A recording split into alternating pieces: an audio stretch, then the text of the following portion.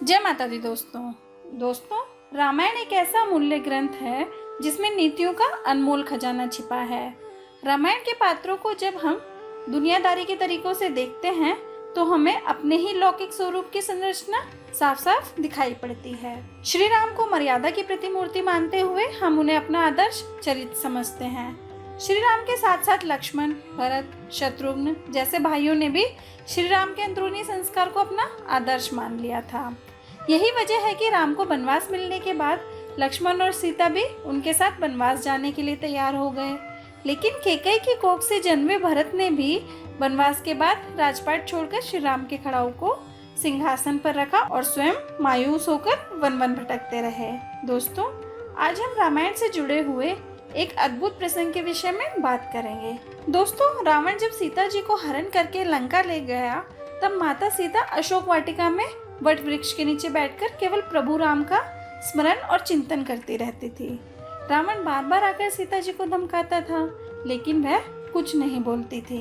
यहाँ तक कि रावण ने एक बार श्री राम के वेश में आकर माता सीता को भ्रमित करने की कोशिश की, लेकिन फिर भी सफल नहीं हुआ। रावण थक हार कर जब अपने शयन कक्ष में पहुंचा तो मंदोदरी, जो यह सब पहले से जानती थी, बोली कि आपने तो श्री राम का वेश भी धरा था, फिर क्या हुआ? रावण बोला, जब मैं राम का रूप लेकर सीता के समक्ष गया तो सीता मुझे नजर ही नहीं आ रही थी। रावण अपनी समस्त ताकत लगा चुका था, लेकिन जब जगत जननी माँ को आज तक कोई नहीं समझ सका तो फिर रावण कैसे समझ पाता। लेकिन लंकापति रावण भी कहाँ हार मानने वाला था। उसने फिर से माता सीता के करीब आने का प्रयास किया। वह सीता माता से जाकर बोला, मैं तुमसे सीधे सीधे संवाद करता हूँ, लेकिन तुम कैसी नारी हो कि मेरे आते ही घास का तिनका उठाकर उसे ही घूर घूर कर देखने लगती हो। क्या घास का तिनका तुम्हें राम से भी अधिक प्यारा है? रावण के इस प्रश्न को सुनकर माता सीता बिल्कुल चुप हो गई और उनकी आंखों से आंसू की धार बह पड़ी। शायद वह मन ही मन उन खूबसूरत पलों के बारे में सोच रही होंगी जब श्री राम से विवाह करके वो अयोध्या आई थी और नई नवेली दुल्हन के रूप में आदर सत्कार हुआ था।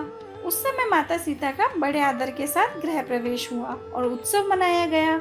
उस वक्त एक परंपरा निभाई गई और उस परंपरा में उस घास के तिनके का रहस्य छिपा हुआ है। दोस्तों, नववधु जब ससुराल आती है तो उसके हाथ से कुछ मीठा पकवान बनवाया जाता है ताकि जीवन भर परिवार के सदस्यों के बीच मिठास बनी रहे। इसलिए सीता जी ने उस दिन अपने हाथों से घर पर खीर बनाई और समस्त परिवार, राजा दशरथ सहित चारों भ्राता और ऋषि संतों को परोसी। जैसे ही सीता जी ने खीर परोसना शुरू किया, जोर से एक हवा का झोंका आया। सभी ने अपनी अपनी पत्तलें संभाली। सीता जी कुछ समझ पाती कि राजा दशरथ जी की खीर में एक छोटा सा घास का तिनका गिर गया। सीता जी ने उस तिनके को देख लिया था, लेकिन अब खीर में हाथ कैसे डालें, यह प्रश्न था। तब सीता जी ने दूर से ही उस तिनके को घूर कर देखा तो वो तिनका जलकर राख का एक छोटा सा बिंदु बनकर रह गया।